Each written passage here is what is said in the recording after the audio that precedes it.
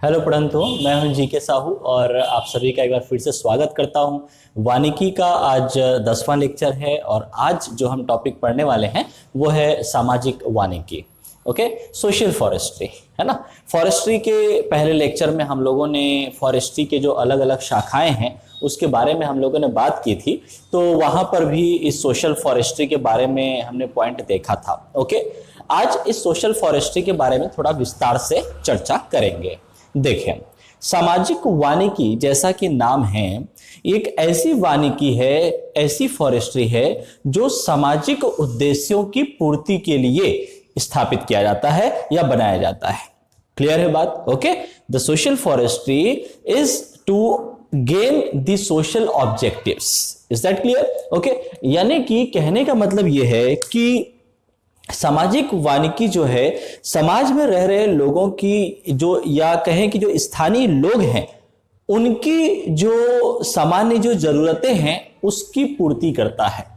Clear? उनको सामान और सेवाएं प्रदान करने के लिए goods and services to provide the local peoples, this social forestry is established. Clear है? अगर सामान्य भाषा में कहें तो सामाजिक वानिकी यह एक ऐसी वानिकी है या वानिकी का वो हिस्सा है, ठीक है, जो लोगों से, लोगों के द्वारा, लोगों के लिए ही स्थापित किया जाता है। क्लियर है ना? The social forestry is actually, simply यदि बात कर रहे हैं तो this is to the people, ठीक, लोगों या ऐसे कहें of the people, by the people and for the people. Clear है? यह है आपकी क्या, सोशल फॉरेस्ट्री। क्लियर है? लोगों से, लोगों के द्वारा, लोगों के लिए ही एक उनकी जरूरतों की पूर्ति के लिए ये एक वानिकी हम स्थापित करते हैं। ऐसी वानिकी को सामाजिक वानिकी कहा जाता है। क्लियर? तो इस सामाजिक वानिकी में मुख्य रूप से क्या होता है, क्या शामिल होता है, what is including in this social forestry? Number 1, अगर देखें तो जो ड्राई लैंड्स होते हैं, ठीक है, शुष्क जो खेत होते हैं जहां पे तापमान ज्यादा है, यानी कि वहां की हवा गर्म है, ठीक है, तो उन गर्म हवाओं से यदि हमको आसपास के क्षेत्र को बचाना है तो हम क्या करते हैं, हम यूज करते हैं विंड ब्रेक्स। ठीक है, हम क्या करते हैं, विंड ब्रेक का यूज करते हैं। आई थिंक मैंने विंड ब्रेक के बारे में लेक्चर 8 में बताया है, ठीक है, सॉरी, उसको हम लोग देखते हैं। तो लेक्चर 8 में आप लोग ये विंड ब्रेक के बारे में आपको विस्तार से मिल जाएगा, वहां पे आप देख लीजिएगा। तो विंड ब्रेक यदि हमको यूज करना है जो शुष्क खेत है वहां की फसलों को बचाने के लिए, आसपास के क्षेत्रों को बचाने के लिए, तो हम लोग उसके लिए सामाजिक वानिकी के तहत ही हम वानिकी वहां पे स्थापित करते हैं। ठीक है, दूसरा एक होता है शेल्टर बेल्ट। शेल्टर बेल्ट जो है वो क्या होता है, जहां पे बहुत तेज हवाएं चलती हैं, स्ट्रांग विंड्स चलती हैं, वहां पर हम लोग इस तरीके से फॉरेस्ट्री करते हैं, है ना। ये इस तरीके से ये हमने वृक्ष लगाया, फिर थोड़ी और ज्यादा ऊंचाई वाली, मीडियम वाली, और सबसे ज्यादा हाइट की जो वृक्ष होते हैं उसको हम लोग सेंटर में लगाते हैं। क्लियर? ये इस तरीके से, है ना। तो इससे क्या होता है कि इधर से जो हवाएं चलती है वो क्या होती है, इसके कारण ये वितरित हो जाती है या मुड़ जाती है। क्लियर है? तो इस तरीके से जो हवाएं हैं वो इस तरफ, इस भाग में सुरक्षा प्रदान हो जाती है इन वृक्षों की वजह से। जो शेल्टर बेल्ट बनता है उसकी वजह से वो जो हवा यहां से आ रही है उसको वो तोड़ देता है, ठीक है, और उसकी वजह से ये वाला जो हिस्सा है वो इस शेल्टर बेल्ट की वजह से प्रोटेक्शन में आ जाता है, सुरक्षित हो जाता है। क्लियर? तो इस एरिया के फसलों को या आसपास के क्षेत्रों को, घरों को बचाने के लिए हम शेल्टर बेल्ट इस्तेमाल करते हैं। ये भी आप लेक्चर 8 में आप देख सकते हैं, है ना। तो अब देखिए, शेल्टर बेल्ट ये जो हम प्रोवाइड कर रहे हैं वो भी हम किस तरह की वानिकी करके करते हैं, सामाजिक वानिकी के तहत ही कर रहे हैं। ठीक है, क्योंकि सुरक्षा प्रदान करना ये भी सामाजिक उद्देश्य में आता है। वैसे ही रास्तों के किनारे द रोड साइड प्लांटिंग जो होती है ना, वो रोड साइड प्लांटिंग क्या होती है कि अब रोड में जनरली जैसे हाईवे है, बहुत ही लंबा रास्ता है, तो वहां पे हाईवे में किनारे में या बीच डिवाइडर में अपन क्या करते हैं, वहां पे प्लांटेशन कर दी जाती है। आप लोगों ने देखा होगा अपने आसपास, ठीक है। तो वो सामाजिक वानिकी के अंतर्गत आता है, ठीक है।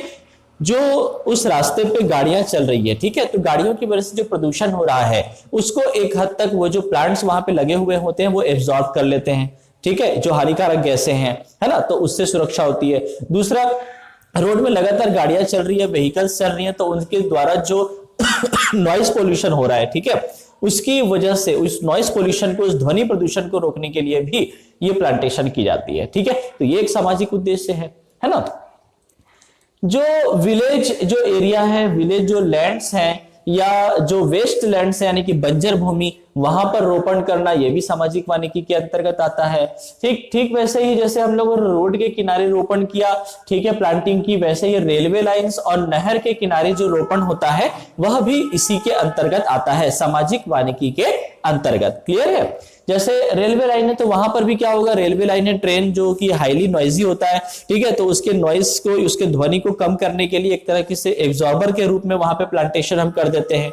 नहर के किनारे लगाने से एक चीज होता है कि नहर में पानी बह रही है जो गांवों तक, खेतों तक सिंचाई के लिए पहुंच रही है, ठीक है, तो नहर के किनारे लगाने से यह होगा कि जो किनारे की मिट्टी है, ठीक है, उसका कटाव नहीं होगा। क्लियर है, ठीक है, वो वृक्ष जो है वो उस किनारे की मिट्टी को बांध के रखेंगे, ठीक है। इस तरीके से नहर जो है उसका जो बोलते हैं, जिसको क्या बोलेंगे, बंधक जो बोलेंगे, ठीक है, जो बांध के रखता है, ठीक है ना, वो सेफ रहेगा, नहर टूटेगी नहीं, जल्दी खराब नहीं होगी, ठीक है। वैसे ही जैसे कि यदि कोई फार्म लैंड्स जो है यदि वो लार्ज है, बड़ा है, ठीक है, तो वहां पे फिर हम लोग जो छोटी लकड़ियों वाले जो पौधे हैं उसको भी रोपण कर सकते हैं, ताकि स्थानीय जो जरूरतें होती है लकड़ी को ईंधन के रूप में प्रयोग में लाना या जलाने के लिए लकड़ियां चाहिए, तो वो वहां पर प्रयोग में आ सकता है, ठीक है। फिर आगे बढ़े, सिंचाई की जो टंकियां होती हैं, ठीक है, उसके आसपास से उसके अग्रभाग में फोर शोर जो एरियाज होती हैं, ठीक है, वहां पर हम लोग रोपण करते हैं। ओके, ऐसे एरियाज जहां पे मिट्टी के कटाव की ज्यादा प्रोबेबिलिटी है, ठीक है, ज्यादा समस्या होती है, मिट्टी का उच्च कटाव होता है, तो वहां पर उस मिट्टी के कटाव को रोकना और उसके बाद फिर उस मिट्टी का पुनर्वितरण करना, ठीक है, ये भी इसी के अंतर्गत आता है, सामाजिक वानिकी के अंतर्गत, ठीक है।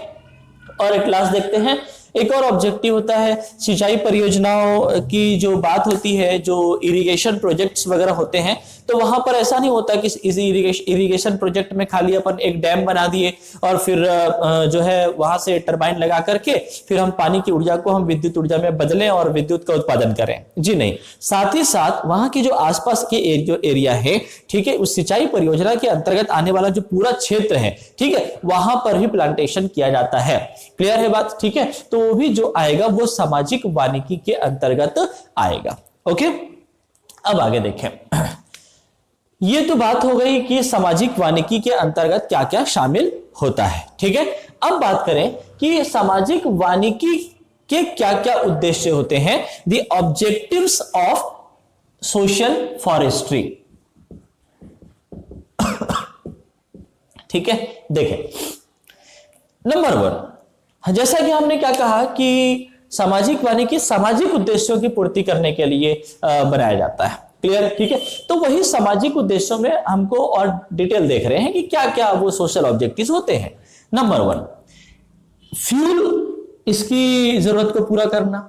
स्मॉल जो वुड्स हैं, छोटी लकड़ियां हो गई, ठीक है, जनरली गांव में जलाने के लिए जो यूज किया जाता है वो सारी चीजें हो गई, या घेरा लगाने के लिए कहीं यूज हो गया, इस तरीके से, ठीक है। तो वो छोटी लकड़ियां, जो लाइव स्टॉक्स हैं, जो पशु हैं, जो पशुधन हम उसकी बात कर रहे हैं, ठीक है, उनके लिए भोजन यानी कि चारे की व्यवस्था करने के लिए, ठीक। और फिर स्थानीय लोगों के लिए बहुत सारी जरूरतें होती हैं, जो बहुत सारे वन उपज प्राप्त होते हैं, ठीक है, उन वन उपजों को उपलब्ध कराना स्थानीय लोगों को, यह भी इस सामाजिक वानिकी के उद्देश्य के अंतर्गत आता है, ठीक है। क्लियर है, बहुत सी जरूरतें होती हैं, कुछ कुटीर उद्योग चला रहे हैं, ग्रामीण उद्योग चला रहे हैं, उसके लिए बहुत सारे वन उपज प्राप्त होते हैं, ठीक है ना।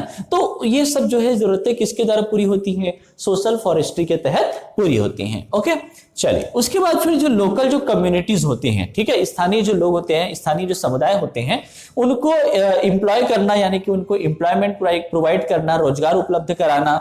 ओके, कृषि जो उत्पादन है यदि उसको बढ़ाना है, ठीक है, तो कृषि के उत्पादन को बढ़ाने के लिए गोबर को खाद के रूप में यूटिलाइज करना, ठीक है, ये भी इसी सामाजिक वानिकी के अंतर्गत आता है। क्लियर है ना। हाल ही में आपका अभी जो गोवर्धन योजना, जो न्याय योजना चालू हुई है, ठीक है, जिसमें गोबर को सरकार खरीदेगी, उससे फिर आपका खाद के रूप में उपयोग करेगी, ठीक है, और फ्यूल बनाएगी, ये सारी चीजें जो हो रही हैं, ठीक है, ग्रामीण क्षेत्र में, ठीक है, तो वो कहीं ना कहीं इसी सामाजिक वानिकी के उद्देश्यों की पूर्ति के तहत ही आता है। क्लियर है, ठीक, जो गोवर्धन योजना है छत्तीसगढ़ की वो। उसके बाद क्या, ग्रामीण क्षेत्रों में कुटीर उद्योगों का विकास करना। जी हाँ, ठीक है, ये आपके जो कुटीर उद्योग हैं उसके डेवलपमेंट के लिए रूरल एरियाज में आपका सामाजिक वानिकी जो है स्थापित किया जाता है।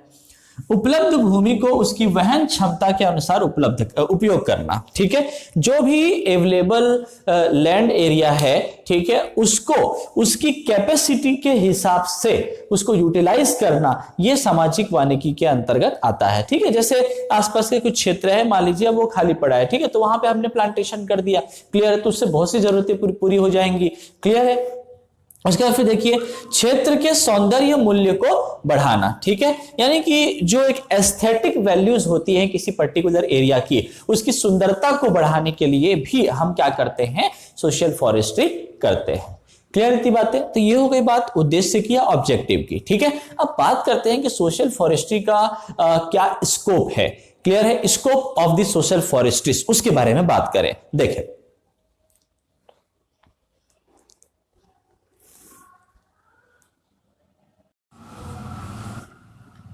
सामाजिक वानिकी का जो स्कोप है, इसका जो दायरा है, ठीक है, उसमें क्या क्या चीजें आती है। देखिए, एक तो नंबर 1 जो है आपका, उसमें यह है कि जो शहरी क्षेत्रों में, अर्बन एरियाज में जो आपका एवेन्यू प्लांटिंग जो होती है, ठीक है, एवेन्यू प्लांटिंग, ठीक है, ये आपका सामाजिक वानिकी के दायरे के अंतर्गत आता है। क्लियर है, ठीक है, एवेन्यूज जो बनाए जाते हैं, ठीक है, वो सारी चीजें।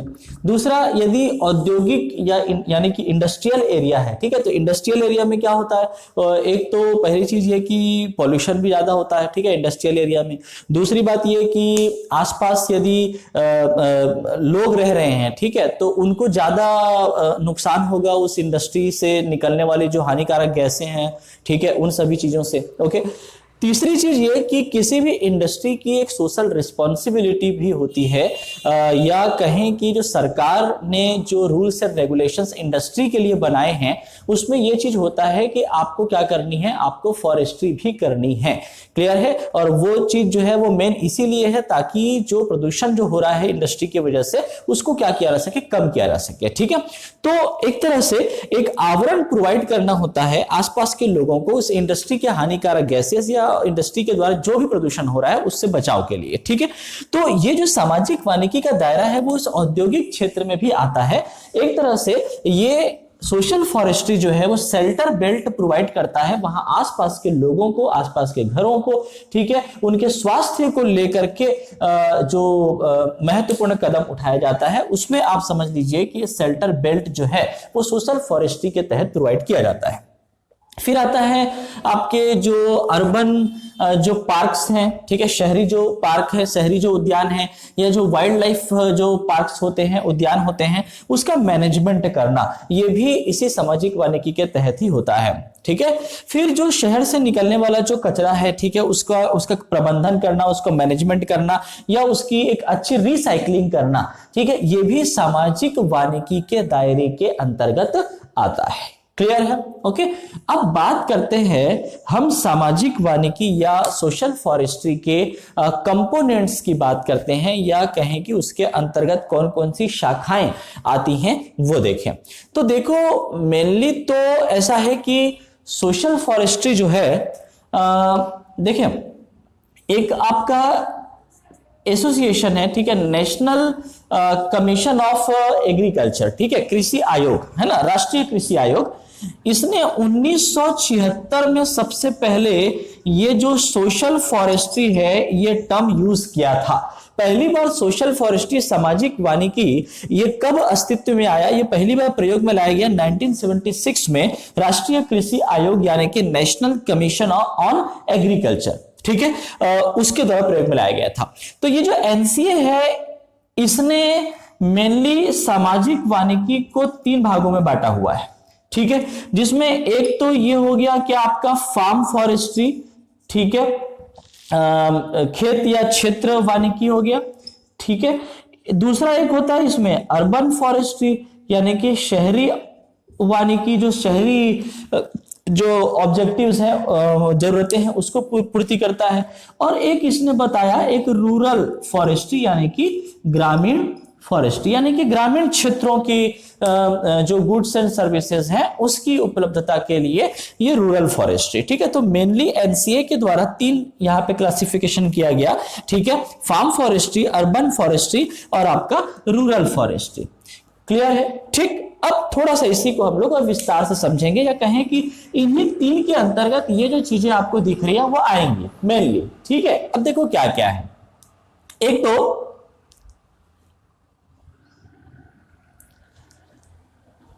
देखिए यहां से चालू करते हैं, यह है आपका फार्म फॉरेस्ट्री, खेत या क्षेत्र वानिकी, ठीक है। तो फार्म फॉरेस्ट्री क्या है? सिंपली जो एग्रीकल्चर जो लैंड होता है, ठीक है, इस एग्रीकल्चर लैंड में आप क्या करोगे? आप क्रॉपिंग करोगे, ठीक है, क्लियर।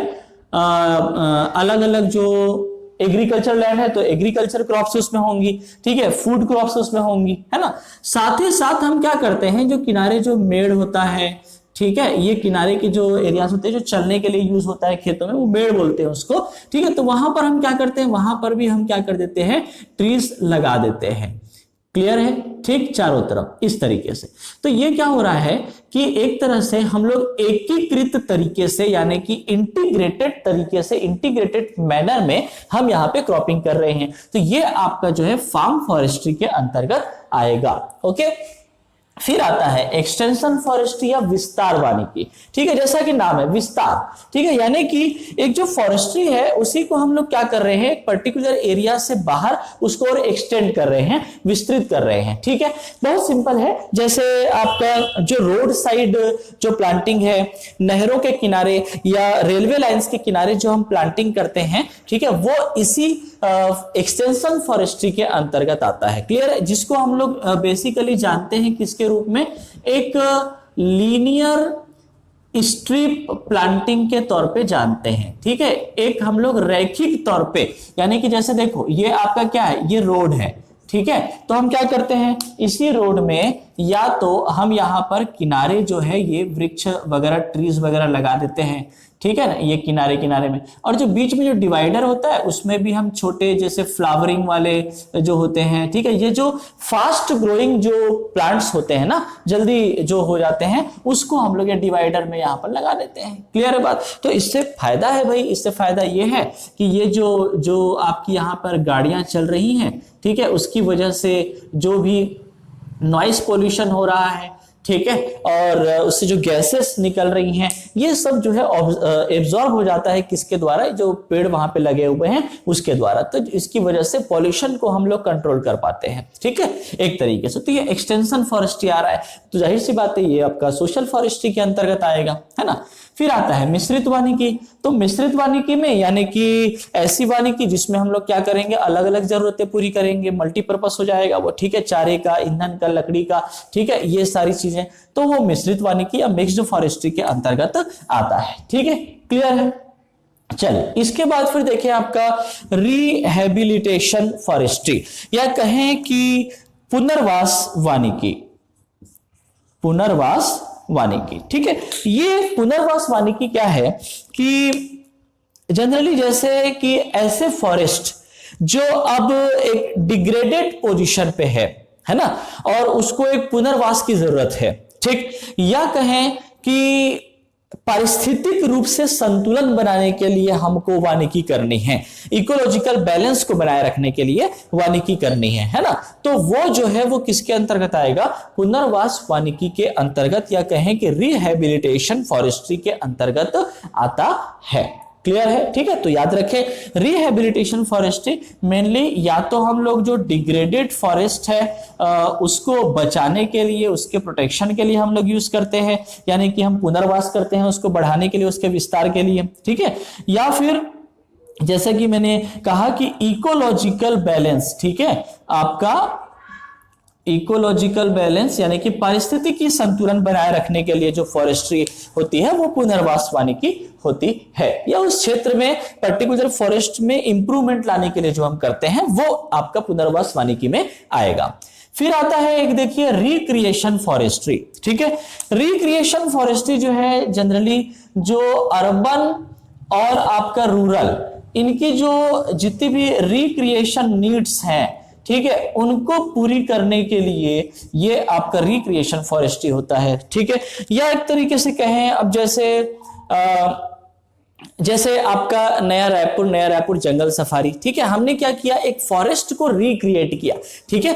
पहले से ही वहां पे वो वेजिटेटिव कवर था, ठीक है, वो वनस्पतिक आवरण वहां पे पहले से था, वहां पे पहले से ही ट्रीज थे। क्लियर। हमने क्या किया, हमने एक तरह से उसको सफारी के लिए वो यूज हो सके, वहां पर जंगल सफारी जो बनाई गई है, ठीक है, एक तो वाइल्ड लाइफ जो है उसको हम लोग वहां पे रख सके, उनको एक प्राकृतिक रूप से घर मिल सके, क्लियर है, और साथ ही साथ मनुष्य जो है वो वहां पर जाकर के उस प्राकृतिक वातावरण का लाभ उठा सके, इकोलॉजिकल जो बैलेंस की हम बात कर रहे हैं वो वहां पे आ सके, ठीक है। तो हम यहां पे क्या कर रहे हैं कि रिक्रिएट कर रहे हैं फॉरेस्ट को, ठीक है, तो वो रिक्रिएशन फॉरेस्ट्री के अंतर्गत आएगा। बात समझ में आ गई, ठीक है। चलिए, तो ये सोशल फॉरेस्ट्री के कंपोनेंट्स हैं, ठीक है, जिसको हम लोगों ने अलग अलग तरीके से बांटा। मेनली यदि एनसीए के हिसाब से देखें तो 3 है, फार्म फॉरेस्ट्री, अर्बन और रूरल फॉरेस्ट्री, ठीक है।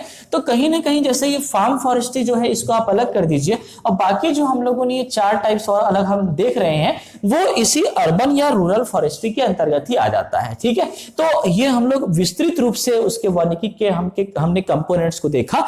मेनली तो 3 कंपोनेंट्स हैं, ठीक है। और याद रखेंगे सबसे पहले सोशल फॉरेस्ट्री वो एनसीए ने यूज किया था कब, 1976 में। क्लियर है इतनी बातें, ठीक है। चलिए, इसके बाद फिर एक नेक्स्ट टॉपिक मैं आपको बताऊंगा, और वो ये है कि सोशल फॉरेस्ट्री के क्या लाभ हैं, ठीक है। और उसके बाद फिर हम देखते हैं कि जो इसके पहले हम लोगों ने पढ़ा था आपका एग्रो फॉरेस्ट्री, और अभी हम लोगों ने पढ़ा सोशल फॉरेस्ट्री, इन दोनों में डिफरेंस क्या है उसको समझेंगे तो चीजें और कॉन्सेप्ट जो है और क्लियर हो जाएगा। क्लियर है, देखें।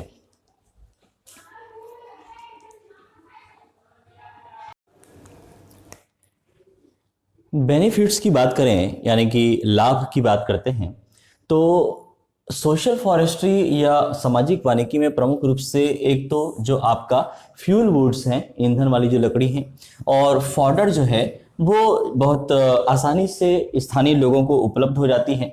उनकी जो डिमांड्स है वो स्थानीय स्तर पे जल्दी से पूरी हो जाती है सामाजिक वानिकी के तहत।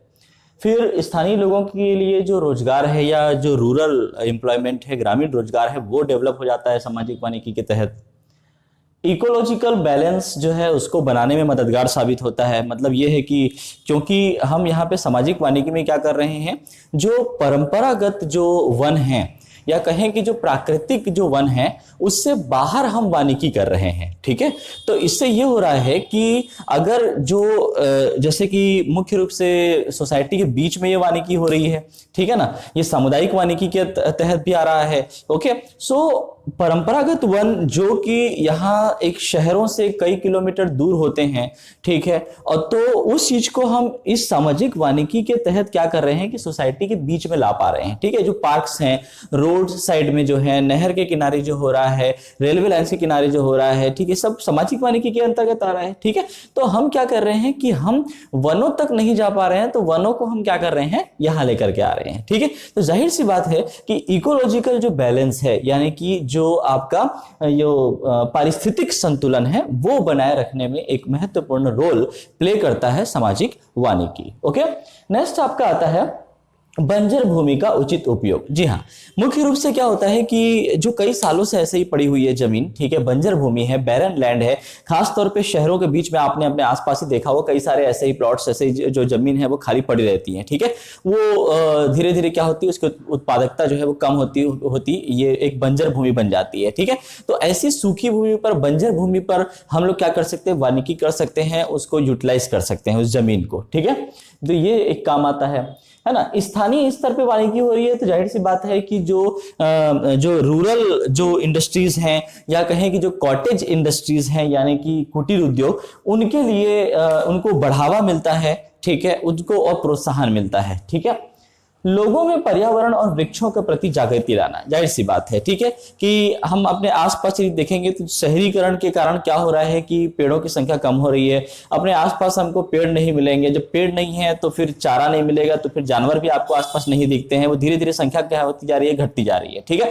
सरकार ने जैसे कि कदम उठाया कुछ, जैसे कि अगर आप घर बना रहे हैं तो आप में इतना स्पेस का खुला रखना चाहिए, अपने आसपास जो है आपको गार्डनिंग करनी होगी, आसपास रोड के किनारे, वहीं पर आप अपने घर के बाहर जो है क्या कर सकते हो, पौधे वगैरह लगाइए। इसके लिए जमीन दी जाती है, यानी कि सरकार की तरफ से वो सरकारी जमीन होती है रोड के किनारे, वहां पे आप लगा सकते हो। तो ये जो चीजें हैं वो इसीलिए प्रयास से किया जा रहा है कि लोगों में जो एनवायरनमेंट है या जो ट्रीज हैं उसके प्रति कॉन्शियसनेस लेकर के आया जाए, ताकि वो कितना महत्वपूर्ण है उस चीज को हम समझ सकें और बैलेंस बना के रख सकें। क्लियर है। फिर आपका जो नेचुरल जो फॉरेस्ट हैं उस पर हमारी निर्भरता कम हो जाती है। क्लियर है। हमको हर चीज के लिए, या छोटी छोटी जो वन उपज हैं, छोटे या जो ईंधन की लकड़ी, चारा जो हमको मिल रहा है, वो उसके लिए हम लोग को फॉरेस्ट में जाने की जरूरत नहीं है, नेचुरल फॉरेस्ट में, ठीक है। उस पर जो है वो दबाव कम हो जाता है, हमको कुछ चीजें जो है वो यहीं पर मिल जाती हैं। सामाजिक उद्देश्यों की पूर्ति करने के लिए जो थोड़ी बहुत जो चीजें होती है, वन उपज है, लकड़ी है, वो हमको यहीं मिल जा रहा है, तो हम क्यों प्राकृतिक वनों की तरफ जाएंगे। तो वो जो प्रेशर है वहां पर वो कम हो गया, ठीक। नेक्स्ट ये है कि भाई कृषि उत्पादन में स्थिरता लाना, ठीक है, जो कि आपका एक स्टेबिलिटी प्रोवाइड करना, जो एग्रीकल्चरल जितनी प्रोडक्टिविटी है उसको बढ़ा करके। क्लियर है, ठीक। तो ये जो है महत्वपूर्ण बेनिफिट्स हैं, लाभ हैं आपके सोशल फॉरेस्ट्री के, ठीक। चलिए, सोशल फॉरेस्ट्री के बारे में जो सारी बातें हमने की, कॉन्सेप्चुअल बातें जो भी थी वो सब देख चुके हैं। अब एक चीज हम इस चीज को और क्लियर कर देते हैं, जैसे कि थोड़ा सा हम लोग को लगता है कि भाई ऐसा तो हम लोग एग्रीकल्चर फॉरेस्ट्री में भी कर रहे हैं, एग्रो फॉरेस्ट्री में भी कर रहे हैं, फिर ये सोशल फॉरेस्ट्री में भी कर रहे हैं, तो क्या अंतर है, क्या ये दोनों एक ही हैं या एक ही तरह से है, या कह सकते हैं कि क्या कृषि वानिकी और ये एक दूसरे से जुड़े हुए हैं, ये सारी चीजें, ठीक है। तो थोड़ा सा कॉन्सेप्ट को और क्लियर करते हैं। देखो, पहली बात, कृषि वानिकी और सामाजिक वानिकी में परिभाषा की बात करते हैं, ठीक है। तो कृषि वानिकी क्या होता है? कृषि वानिकी जो होती है वो किसी एग्रीकल्चरल लैंड, यानी कि किसी कृषि भूमि में ही की जाती है, कृषि वानिकी। क्लियर। और जो कृषि भूमि में की जाती है उसमें क्या होता है कि उसमें आपके कृषि फसल, जो कि अनाज वाले फसल होते हैं, ठीक है, खाद्य फसल वगैरह होते हैं, फूड क्रॉप्स, और उसी में फिर क्या करते हैं, या तो उसी कृषि जो भूमि है उसी के अंदर इंटरक्रॉपिंग कर दी जाती है वृक्ष फसलों की, या फिर उस कृषि भूमि के चारों ओर लगा दिया जाता है, ठीक है। तो ट्री क्रॉप और एग्रीकल्चरल क्रॉप, ठीक है, प्लस जो जानवर हैं, ठीक है, इन सभी का क्या करते हैं हम लोग, एक प्रबंधन करते हैं, इसको एकीकृत रूप से हम लोग क्या करते हैं, एक जगह पे कृषि भूमि पे डेवलप करते हैं। तो वो आपका कृषि वानिकी हो गया, ठीक है। सामाजिक वानिकी जो है वो क्या हो रही है, सामाजिक वानिकी जो है वो समाज के बीच में हो रही है और समाज के उद्देश्यों की पूर्ति के लिए हो रही है, ठीक है, for the demands of the local peoples, okay, वो हम लोग वहां पे कर रहे हैं, ठीक है। तो जरूरी नहीं है कि वो एग्रीकल्चर लैंड ही हो, ठीक है, वो अपने आसपास जो हम लोग जैसे कि पार्क वगैरह जो बना देते हैं, वो पार्क वगैरह जो है वो क्या है, वो कृषि भूमि तो नहीं थी वहां पे, वो तो खाली पड़ी थी, इस तरीके से हो सकता है, ठीक है। तो वहां पर हमने क्या किया, डेवलप कर दिया एक तरीके से वानिकी, वो सामाजिक वानिकी हो गई, ठीक है। तो जैसा कि हमने अभी स्टार्ट में देखा था आज के लेक्चर में कि सामाजिक वानिकी की वो हिस्सा है, वो पार्ट है जो क्या होता है दरअसल, that is to the people, for the people, by the people, ठीक है, जो लोगों के लिए है, लोगों की है और लोगों के द्वारा डेवलप की जाती है। क्लियर है। तो ये आपका सामाजिक वानिकी है, ये एक बेसिक डिफरेंस को आप समझिएगा, ठीक। महत्वपूर्ण जो पॉइंट्स हैं, जो महत्वपूर्ण बिंदु यानी कि कहना चाहिए कि जो इंपॉर्टेंट कंसिडरेशंस हैं वो क्या है यदि उसको देखें तो पहली चीज ये है कि कृषि वानिकी के लिए हमको ये समझना पड़ता है कि अगर हम कृषि फसल वृक्ष फसल एक साथ ले रहे हैं तो उनके बीच के अंतर संबंध को हमको समझना होता है, उनके इंटर रिलेशनशिप को समझना होता है। क्लियर है कि कहीं क्या वो एग्रीकल्चरल क्रॉप के साथ जो हम लोग ट्री क्रॉप ले रहे हैं, वृक्ष फसल ले रहे हैं, वो दोनों जो है एक साथ वहां पे ग्रो हो सकते हैं या नहीं हो सकते, या ऐसा तो नहीं है कि किसी वृक्ष फसल की वजह से कृषि फसल को नुकसान पहुंचा, उसको डैमेज हुआ, या फिर कृषि फसल की वजह से वृक्ष फसल को डैमेज हो रहा है, ऐसा कुछ हो सकता है। ठीक है ना, तो इसको हमको समझना पड़ता है। ठीक है, क्योंकि जैसे क्या होता है, जैसे कि जो फूड क्रॉप्स होते हैं, ठीक है, अगर फूड क्रॉप्स में जो कुछ एपिडेमिक होता है, महामारी होती है, तो वो वृक्ष तक पहुंच जाएगी, वृक्ष फसल तक। ठीक, वैसे ही वृक्ष फसलों में, वृक्षों में कुछ ऐसे इंसेक्ट वगैरह रहते हैं, वो घर कर लेते हैं, जो कि बाद में क्या कर सकते हैं, कृषि फसल को भी नुकसान पहुंचा सकते हैं। ठीक है, तो हम लोग क्या करेंगे, हम उसका कॉम्पोजिशन नहीं बनाएंगे, उसकी रचना नहीं करेंगे। बात समझा रही है ना? तो इस तरीके से समझना जरूरी है अंतर संबंध को, और इसको समझ करके हमको क्या करना होता है, उस कृषि फसल के साथ आपको जो ट्री क्रॉप है यानी कि वृक्ष फसल है उसको लेना होता है। ठीक है, जो आप फसल ले रहे हो उसमें उन प्लांट्स की, उन पौधों की या उस फसल की जो रूटिंग बिहेवियर है, जो जड़ का जो व्यवहार है, उसको समझना होता है कि वो जड़ जो है वो किस तरीके से ग्रो करता है ना, ताकि जो मिट्टी है उसकी उसमें पकड़ बनी रहेगी, नहीं बनी रहेगी, क्या वो एयर ब्रीदिंग है, क्या वो ऊपर की ओर बढ़ता है जड़, तो ये सारी चीजें देखनी पड़ेगी, क्योंकि दोनों को स्पेस चाहिए, एग्रीकल्चरल क्रॉप को भी स्पेस चाहिए और फिर वृक्ष फसल को भी स्पेस चाहिए। ठीक है, तो ये सारी चीजें देखनी होती है। एक और महत्वपूर्ण बिंदु जिसको का ख्याल रखना पड़ता है वो है आपका एलेलोपैथिक इफेक्ट। ठीक है, ये मैंने लास्ट क्लास में आपको बताया हुआ है। एलेलोपैथिक इफेक्ट यानी कि वो प्रभाव जो दरअसल क्या होता है कि कुछ वृक्ष ऐसे होते हैं जो रासायनिक पदार्थों का उत्पादन करते हैं। ठीक है, तो ऐसे रासायनिक पदार्थ जो है वो क्या कर सकते हैं, जो उनके साथ में हम लोग दूसरे फसल ले रहे हैं, जैसे कि फूड क्रॉप वगैरह हमने ले लिया उस वृक्ष फसल के साथ, तो वो उस फूड क्रॉप को, उस एग्रीकल्चरल क्रॉप को क्या कर सकता है, नुकसान पहुंचा सकता है। तो ऐसे इफेक्ट वाले जो वृक्ष होते हैं यानी कि जो रासायनिक पदार्थ का उत्पादन करते हैं, ऐसे वृक्षों के फसलों को हम नहीं लेंगे कृषि फसल के साथ। ठीक है, तो ये इंपॉर्टेंट चीजें कंसीडर करनी पड़ती हैं। फिर इकोनॉमिक कंसिडरेशन की यदि बात करें, आर्थिक बिंदु की, तो आपका यह है कि भाई चूंकि हम लोग ट्री क्रॉप और एग्रीकल्चरल क्रॉप साथ में ले रहे हैं, है कि नहीं, तो एक साथ वहां पे हम दो अलग अलग प्रजाति के या दो अलग अलग फसलों को हम ले पा रहे हैं। ठीक है, तो ये यहां पर क्या होगा, उपज ज्यादा होगी, उपज ज्यादा है, पैदावार ज्यादा है तो आय भी ज्यादा होगी। ठीक है, तो आय यहां पर बढ़ सकती है। दूसरी बात यह है कि आय में स्थिरता भी रहेगी। क्यों? क्योंकि हम अलग अलग फसल ले रहे हैं, सिंगल फसल लेंगे तो अगर वो बर्बाद हो गया तो पूरी आय गई, लेकिन अगर हम यहाँ पे क्या कर रहे हैं कि 2-3 फसल ले रहे हैं, वृक्ष की फसल है, फूड क्रॉप है, या फिर और भी क्रॉपिंग की जा सकती है, तो एक सेम एरिया पे, सेम लैंड पे ये अलग अलग फसलों को लेने से एक स्थिरता आ जाएगी आय में। मतलब ये कि अगर कोई एक फसल बर्बाद भी हुई किसी वजह से, कोई भी इफेक्ट हो सकता है, क्लाइमेटिक फैक्टर हो सकते हैं, बायोटिक फैक्टर हो सकते हैं, ठीक है, मिट्टी जो है उसकी वजह से कुछ हो सकता है, या जैसे कि टिड्डों के एक दल ने अभी कुछ दिन पहले जो है जैसे अटैक कर दिया था खेतों पे एक एरिया में, तो उस तरीके से इंसेक्ट की वजह से भी फैल हो सकता है कि नहीं। तो इसमें क्या है कि सभी फसल बर्बाद नहीं हुए, कोई एक फसल बर्बाद हुआ तो दूसरी फसल ने उसकी भरपाई कर दी। ठीक है, तो एक तरह से आय में थोड़ी स्थिरता या स्टेबिलिटी इसमें रहती है। ठीक है, फिर बात करते हैं क्रॉप कंपोजिशन की। ठीक है, तो फसल की जो संरचना है वो तो आप समझ ही गए कि कृषि फसल भी है, वृक्ष फसल भी है, और साथ ही हम क्या कर सकते हैं, वहां पर पशुओं को भी या जानवरों को भी वहां पे मैनेज किया जा रहा है। ठीक है, साइट, ओके, जो प्लांटेशन साइट है, वृक्षारोपण स्थल, उसमें या तो सूखी भूमि होती है या फिर खेत वाली भूमि होती है, एग्रीकल्चरल लैंड, जैसा कि मैंने स्टार्टिंग में बताया। लोगों के सहयोग यानी कि कोऑपरेशन ऑफ द पीपल की यदि बात करें तो थोड़ा ये कॉम्प्लेक्स हो जाता है, जटिल हो जाती है। ठीक है, क्यों? क्योंकि अलग अलग प्रजाति के आप फसल ले रहे हो, उसके लिए थोड़ा सा अलग रिसर्च चाहिए। ठीक है, एक गहन शोध की आवश्यकता होती है। ठीक है, एक रिसर्च की आवश्यकता होती है, सारे कंपोनेंट्स को समझें और फिर उसकी फसल लें उसके लिए। ठीक है, तो ये एक रिक्वायरमेंट होती है जिसकी वजह से लोगों का सहयोग या जनरल जो लोकल जो पीपल है उनका सहयोग थोड़ा सा जटिल हो जाता है, उसको मैनेज करना थोड़ा सा जटिल हो जाता है, थोड़ा सा कॉम्प्लेक्स होता है। ये कृषि वानिकी की बात हो गई। अब इन्हीं बिंदुओं पर हम बात करते हैं सामाजिक वानिकी के बारे में कंपेयर करते हुए। ठीक है, तो देखें यहां पर एक ही चीज है, जैसे कि यहां पर क्या हो रहा है कि सामाजिक वानिकी में भी हम एक तो खास तौर पे हम लोग वृक्ष ही लेते हैं जनरली, ठीक है। अब उसमें फ्रूट वाले वृक्ष भी हो सकते हैं, दूसरे वृक्ष भी हो सकते हैं जो केवल लकड़ी वगैरह प्रोवाइड करें, इस तरीके से, ठीक है। तो एक जो चीज है वो जिसको समझना होगा सामाजिक वानिकी के लिए, बस यही है कि जो साइट है, जो लैंड हमारे पास है, जो आपका एरिया वहां पे अवेलेबल है, उसमें कौन सी स्पीसीज के जो ट्रीज हैं वो सुटेबल होंगे, ठीक है। कौन सी प्रजाति का वृक्ष जो है वो उपयुक्त होगा, इसको समझना होता है सामाजिक वानिकी के लिए। और ये समझना होता है कि जहां पर हम ये सामाजिक वानिकी करेंगे वहां के जो लोग हैं, ठीक है, उन लोगों की डिमांड्स क्या हैं उसको समझते हुए वहां पे सामाजिक वानिकी हम करेंगे, ताकि वहां के लोगों के सामाजिक उद्देश्यों की पूर्ति वो कर सके। क्लियर है? To provide their goods and services, सामान और सेवाएं दोनों को प्रोवाइड कर सके। ओके।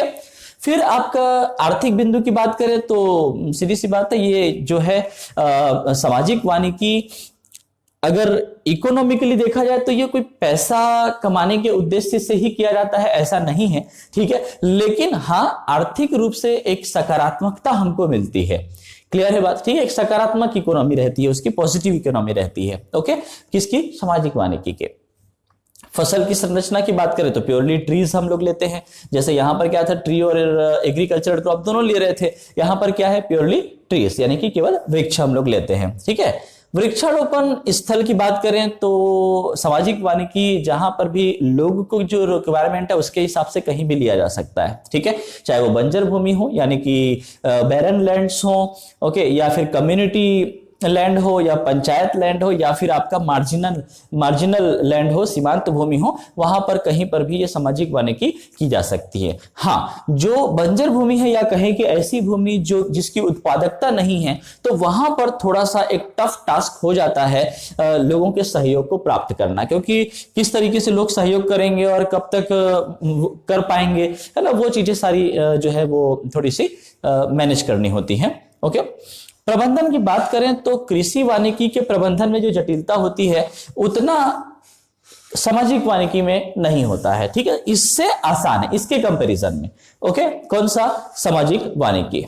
फिर आपका आता है क्या? अनुसंधान की आवश्यकता। तो सामाजिक वानिकी के लिए कोई खास ऐसा अनुसंधान की आवश्यकता नहीं है, खाली इन चीजों को आप ध्यान में रखें कि कौन सी भूमि पे कौन सी प्रजाति के वृक्ष हो सकते हैं, तो उसके आधार पे वहां पर वो सारी चीजें अवेलेबल की जाती है। मतलब यह है कि जैसे कि कोई वृक्ष लगाना है, अब उसके लिए जो मिट्टी चाहिए वो वहां पे अवेलेबल नहीं है, तो उसको कहीं और से वो मिट्टी ला करके वहां पे लगा देते हैं तो भी चल जाता है, ठीक है। तो जो भी उसके लिए सुटेबल लोकेशन पर सुटेबल जो फैसिलिटीज चाहिए, कोई भी कंपोनेंट चाहिए, उसको वहां पर बाहर से ला करके, ठीक है, हम ऐसे वृक्ष जो वहां पर नहीं होते उसको भी बाहर से ला करके लगा सकते हैं। तो सामाजिक वानिकी में थोड़ी सी फ्लेक्सिबिलिटी रहती है। ओके, किसी भी तरह के वृक्ष वहां पे जनरली हम लोग लगा सकते हैं। आप देख सकते हैं कि पार्क में जनरली किस तरह के वृक्ष आपके आसपास होते हैं, ठीक है, वो सामाजिक वानिकी के ही अंतर्गत आता है कि नहीं। सोसाइटी के बीच में जो होता है वो सारी चीजें होती है, ठीक है।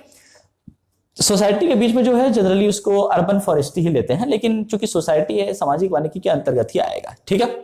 और वो चीज जो है वो जो सोसाइटी के बीच जो पार्क है वो किसी तरह से सामाजिक उद्देश्य की जो पूर्ति कर रहा है, वो सामाजिक उद्देश्य क्या हो सकता है, तो वो थोड़ा सा इनडायरेक्ट हो सकता है, अप्रत्यक्ष रूप से। मतलब ये कि एक अच्छी हवा वहां पे मिलेगी, प्रदूषण कम होगा, ठीक है, अगर सोसाइटी के बीच में कोई पार्क है तो, ठीक है। तो यानी कि वो सामाजिक वानिकी या अर्बन फॉरेस्ट्री दोनों तरीके से हम उसको ले सकते हैं, और वो लोगों के स्वास्थ्य के लिए ज्यादा स्वास्थ्यवर्धक या लाभदायक रहेगा, ठीक है। वहां की हवा अच्छी रहेगी, है ना, ये सारी चीजें वहां पर आ जाती हैं, ठीक है। तो ये एक इनडायरेक्ट बेनिफिट है सामाजिक वानिकी का। Okay, so this is all about the social forestry या सामाजिक वानिकी। नेक्स्ट जो क्लास रहेगी उसमें हम लोग मेनली अर्बन फॉरेस्ट्री के बारे में मैं आपको थोड़ा सा बताऊंगा और थोड़ा डिटेल में, और उसके बाद फिर एक हम लोग बात करेंगे ज्वाइंट फॉरेस्ट मैनेजमेंट, ठीक है, संयुक्त वन प्रबंधन। और उसके बाद फिर जो उसी में रहेगा क्लास आपका, वो आपका रहेगा क्या, ट्राइबोलॉजी का, ठीक है। तो एक मेन इंपॉर्टेंट कॉन्सेप्चुअल चीजें अब स्टार्ट होने वाली हैं और भी, ठीक है। अभी तक भी जो थी वो कॉन्सेप्चुअल थी, आगे भी मिलती रहेंगी, ठीक है।